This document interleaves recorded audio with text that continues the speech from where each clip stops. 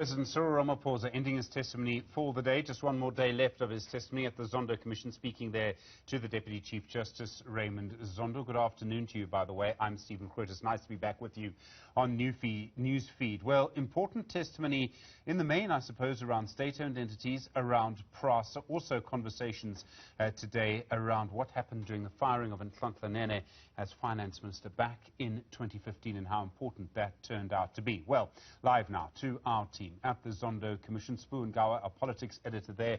Sbu, good afternoon to you. Important conversations coming through about PRASA and other SOEs this afternoon.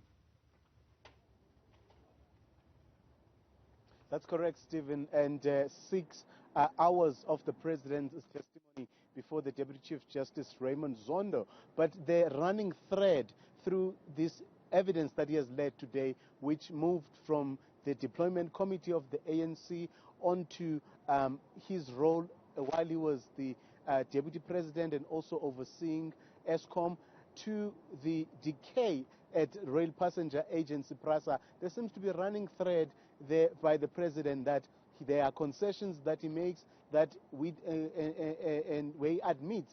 In fact, at the very end, he also says that they were in a dark place, that things that were wrong happened, making some concessions there. But also, Stephen, saying what we have heard before, where he goes on to say that he perhaps did not know most of the times what would have happened at some of the places. But I think when it comes to PRASA, though, the reality is that, and as the Commission rightfully pointed out, former PRASA chairperson Popo Molefe had actually led evidence that he went to the ANC's top 6.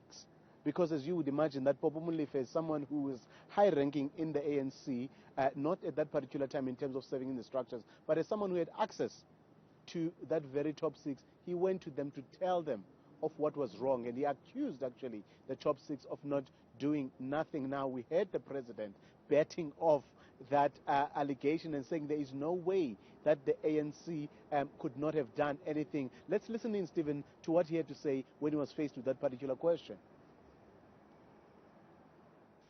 I must dispute this notion that the top 6 would have done nothing about all this so that the board can be collapsed. I must dispute that, because to me that is the realm of dark arts. It's too dark and too deliberate. And how could an ANC deliberately say that we will not do anything because we want the board to collapse? To me, it's inconceivable. President Ramaphosa speaking earlier. I mean, Paul, this really gets to the heart of it. When did the president know what was happening and what did he do about it? And this is always going to be the difficulty for him while testifying under oath at a Zondo Commission like this.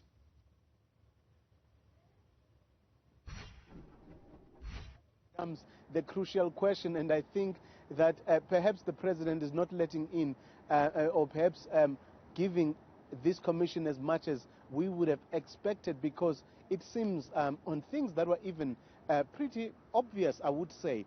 For instance, Stephen, he says he was not aware that the Guptas were members of the ANC. Now, this is evidence, Stephen, that has been led before this, in fact, that has been in newspapers. In fact, the ANC in Gauteng and some of its branches in Saxon World had gone as far as confirming that someone like Atul Gupta, his brother Rajesh, also known as Tony, and Atul's wife had actually been members of the ANC. But it looks like, to most questions, the president either he did not know or he was not aware. But I think one of the most interesting issues, though, Stephen, to come from the evidence today is actually the president, where he admits earlier on that while he was chairing the deployment committee, they kept no minutes. And I think that was something that some people may find very difficult to understand, given the crucial manner in which the deployment committee worked, and also understanding, Stephen, that the deployment committee is the one that is responsible for making some of those crucial decisions. We can, he made these comments earlier on, Stephen. We can listen into what he had to say with regards to that.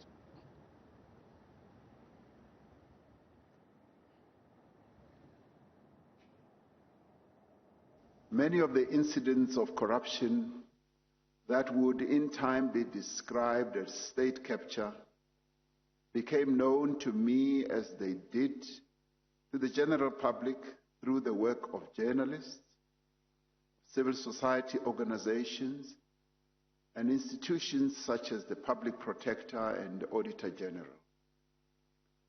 Reports of court cases and disciplinary proceedings, together with the commendable work of investigative journalists and whistleblowers, did help to give insight into corruption in both government and in the private sector.